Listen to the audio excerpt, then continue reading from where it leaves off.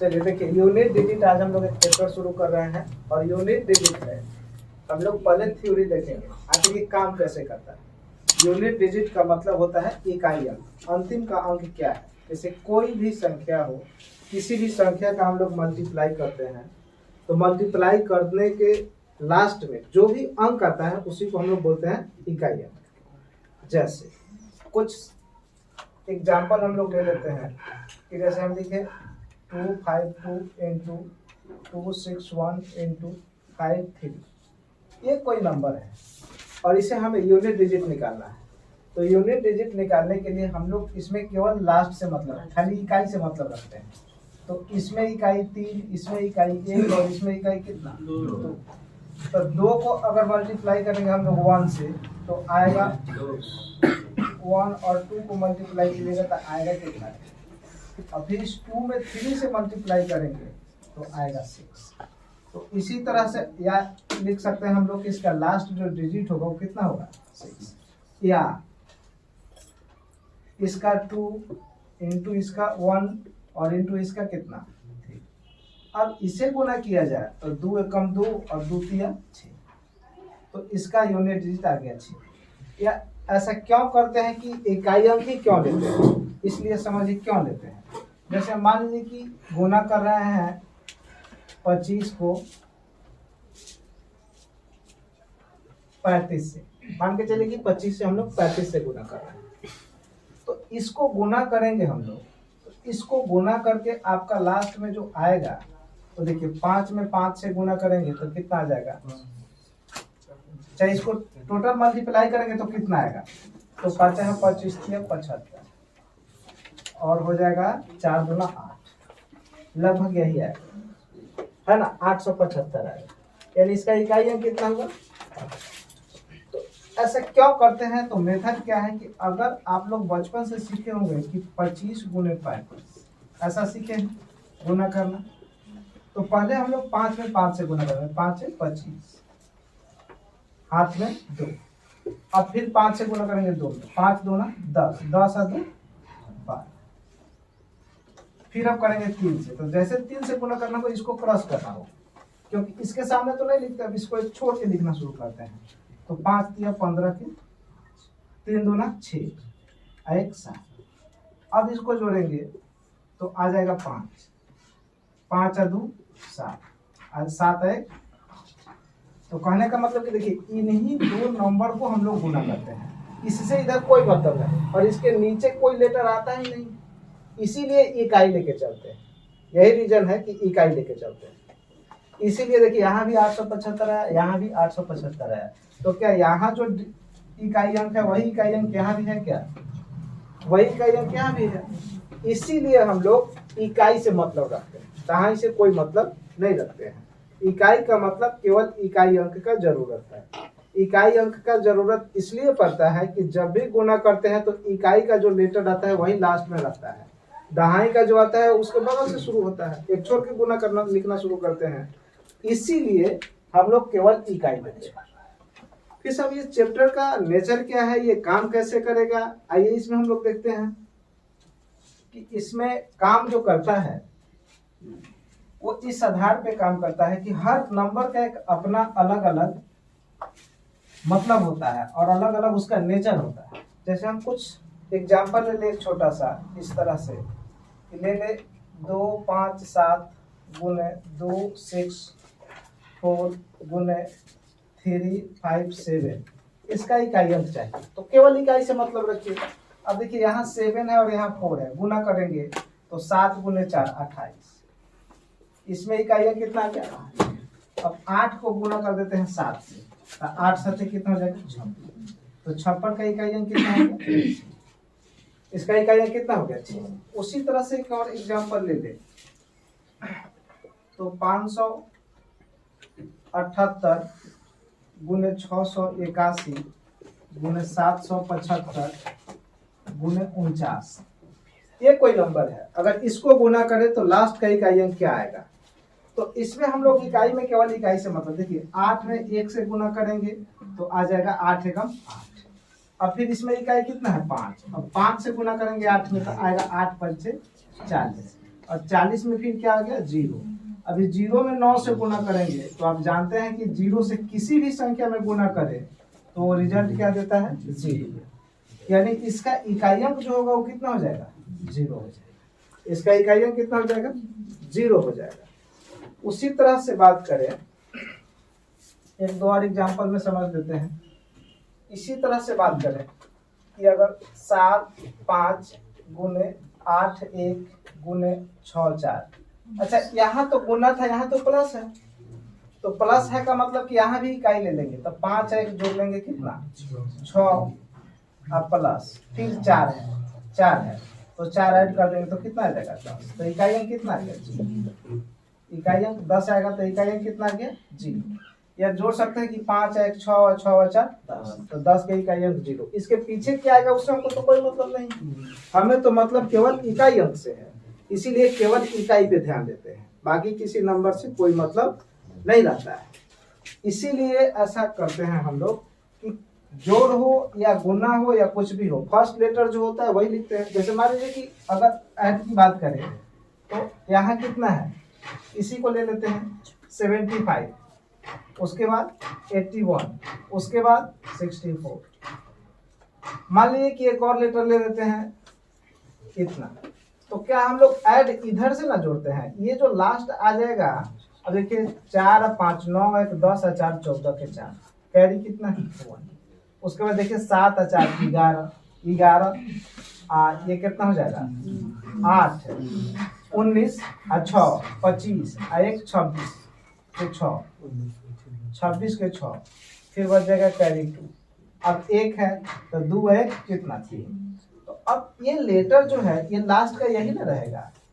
अब किसी भी संख्या को देखेंगे तो लास्ट का यही रहा, तो कहने का मतलब कि इस नंबर को भी जोड़ेंगे या घटाएंगे या गुना करेंगे उससे कोई मतलब नहीं, लास्ट का जो डिजिट है वही डिजिट को हम लोग लास्ट डिजिट कहते हैं इकाई अंक। अब इसमें कुछ नंबर होते हैं, इकाई अंक के कुछ नंबर हैं जिसका सबका अपना अपना एक अलग अलग मतलब। अब देखिए उसका क्या मतलब है, कैसे काम करेगा। सभी नंबर का एक ग्रुप है, हमने इन नंबर को 3 ग्रुपों में बांट दिया है। और अच्छा टोटल डिजिट कितने हैं, नंबर कितने हैं, सॉरी डिजिट नहीं नंबर, तो नंबर होगा 0 1 2 3 4 5 6 7 8 9। क्या इतना ही डिजिट है क्या, इससे अलग है क्या कोई और कोई तो अंक है नहीं। अब इसमें हम लोग 4 ग्रुप में बांटे हैं इसको, 3 ग्रुप। पहला ग्रुप है 0 1 5 6, ये ग्रुप है ना। दूसरा ग्रुप है 4 9, तीसरा ग्रुप है 2 3 7 8। बस इन्हीं ग्रुपों के अनुसार ये काम करते हैं। जैसे ये वाले फर्स्ट ग्रुप जो है ये नो चेंज है, नो चेंज, ये कभी चेंज नहीं होता है। क्यों चेंज नहीं होता, इसका रीजन है 0 पे कुछ भी पावर रखें 0 ही होगा, 1 पे कुछ भी रखें, कुछ भी पावर रखे 1 पर 1 ही होगा, 5 पे कुछ भी पावर रखे उसका इकाई अंक 5 ही आएगा, और 6 पे कुछ भी पावर रखेंगे तो उसका इकाई अंक 6 ही आएगा। कैसे आता है आइए चेक करते हैं। जैसे हम ले लेते हैं 0, ध्यान दीजिए, तो आप बताइए कि 0 पे पावर 1 इसका मतलब 0 पे पावर 2 इसका मतलब 0, 0 पे पावर 3 इसका मतलब 0, 0 पे पावर 4 इसका मतलब 0, 0 पे पावर 5 इसका मतलब 0। ऐसा क्यों होता है समझ लीजिए। जैसे हम लोग कहीं लिखते हैं कि 2 रेज़ टू पावर 2 इसका मतलब कितना होता है 4, इसका मतलब 4 होता है। तो इसका सही मायने में जो अर्थ है कि 2 का पावर 2 का मतलब कि 2 को 2 बार गुना करें तभी तो 4 आता है। उसी तरह से कहें कि 2 रेज़ टू पावर 3 इसका मतलब कितना, ये पावर जो है ना बेस के संख्या को डिनोट करता है। जैसे 2 का पावर 3 यानी 2 कितना टाइम है 3 टाइम्स है, 2 3 बार है, या तो 2 को 3 बार गुना करेंगे तो 8 आ जाएगा। आप देख लीजिए 2 गुने 2 गुने 2 क्या 8 आ जाएगा, तो उसी तरह से हम लिखे हैं कि 0, जैसे 0 पे पावर 1 है, इसका मतलब कि 0। उसी तरह से हम कहें कि 0 पे पावर 2 है, तो इसको 0 गुने 0 लिखेंगे क्या? 2 पावर का मतलब कि 0 गुने 0, तो 0 कितना बार? 2 बार, तो गुना 0 वही होगा। उसी तरह से 0 पे पावर 3 करें तो 0 को कितना बार गुना करना पड़ेगा? 3 बार। तो ये रिजल्ट क्या देगा? 0 ही देगा। इसीलिए 0 पे कुछ भी पावर हो, 0 पे कुछ भी पावर हो, उसका अंततः रिजल्ट क्या होगा? 0 ही होगा। 0 पे कुछ भी पावर देने से उसका इकाई अंक चेंज नहीं होता है। समझ गए? उसी तरह से हम बात करें आगे, 0 के बाद हम 1 की बात करें। 0 के बाद हम लोग बात करें किसकी? 1 की। तो 1 पे पावर 1 इक्वल टू 1, 1 पे पावर 2 इक्वल टू 2, सॉरी 1। उसी तरह से 1 पे पावर 3 इक्वल टू 1, 1 पे पावर 4 इक्वल टू 1, 1 पे पावर 5 इक्वल टू 1। अच्छा, इसका मतलब क्या है कि 1 पे पावर 2, इसका मतलब है कि 1 गुने 1 बराबर कितना? 1। 1 पे पावर 3, इसका मतलब कितना है? 1 इंटू 1 इंटू 1 इक्वल टू कितना? मैंने 1 पे कुछ भी 1 को गुणा के रूप में बार अगर 50 बार लिख दिया जाए तो उसका रिजल्ट तो 1 ही आएगा।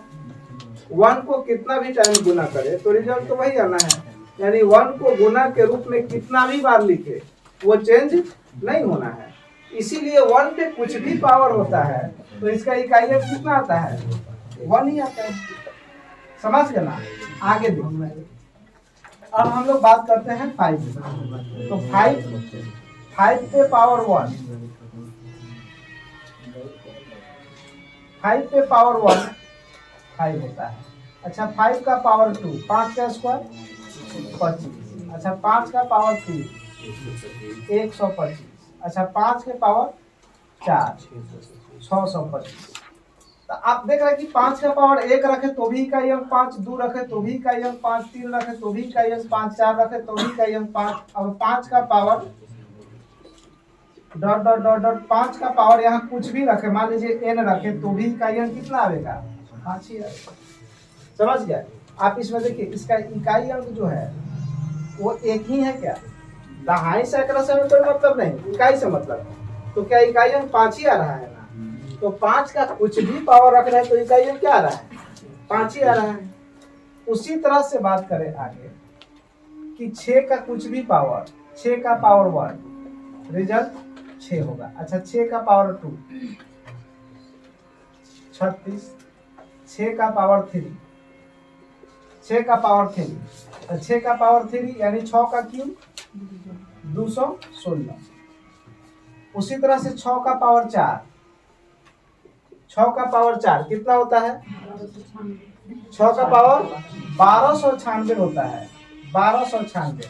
आप एक बात गौर कीजिए कि इसका भी यूनिट डिजिट सेम है क्या? 6 का कुछ भी पावर रख रहे हैं, 6 का 1 पावर रखे तो इकाई अंक 6, 2 पावर रखे तो इकाई अंक 6, 3 पावर रखे तो भी इकाई अंक 6, 4 पावर रखे तो भी इकाई अंक 6, 5 पावर रखेंगे तो भी 6। उसी तरह से डॉट डॉट डॉट डॉट 6 का कुछ भी पावर रखे, 6 का कुछ भी पावर रखे, 6 का मान लीजिए n पावर रखे तो भी रिजल्ट कितना होगा? 6, इकाई अंक 6 होता है। इसीलिए कहा जाता है, इसीलिए कहा जाता है कि 0, 1, 5 और 6 नो चेंज, नो चेंज। ये इसका कुछ भी पावर रखेगा ना तो इसका इकाई अंक चेंज नहीं होता है। यही कारण है कि इसका इकाई अंक नहीं चेंज होता है। समझ में आया बात? अब ध्यान दीजिए, इससे कुछ क्वेश्चन बनाएगा, इससे कुछ छोटा छोटा क्वेश्चन बनाता है। जैसे एक क्वेश्चन हम ले लें तो आगे ध्यान दीजिए, एक क्वेश्चन हम ले लेते हैं, इस पे छोटा सा एग्जांपल के लिए, समझने के लिए कि आखिर एक काम कैसे करेगा। जैसे एक क्वेश्चन ले लेते हैं, मान के चलिए कि 2 का पावर 2 का पावर 3, 2 का पावर 3 1 से 1 का पावर 2 का पावर 3 गुण 2 का पावर 3 का पावर 4 गुण 3 का पावर 4 का पावर 5 गुण 4 का पावर 5 का पावर 6 गुने 5 का पावर 6 का पावर 7 गुने 6 का पावर 7 का पावर 8 गुने 7 का पावर 8 का पावर 9। इसका इकाई अंक क्या होगा? इसका इकाई अंक क्या होगा? तो ध्यान दीजिए, अभी आपको बताया कि 5 का कुछ भी पावर हो जाए उसका इकाई अंक 5 ही होता है। 5 का कुछ भी पावर हो जाए, अभी तो समझे, कुछ भी पावर हो जाए 5 ही होता है। उसी तरह से 6 का कुछ भी पावर हो जाए 6 ही होता है। और इन दोनों को गुना कीजिएगा तो 6 5 कितना देगा? और अब इकाई अंक कितना आ गया? 0। और 0 से किसी भी संख्या में गुना करने पर, 0 से किसी भी संख्या में गुना करने पर रिजल्ट इसका क्या आएगा? तो इसका आंसर क्या हो जाएगा? समझ में आया बात?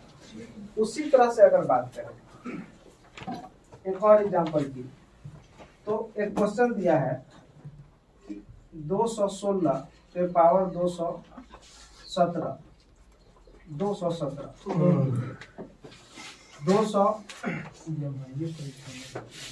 2018 पे पावर 2020 इंटू 2022 पे पावर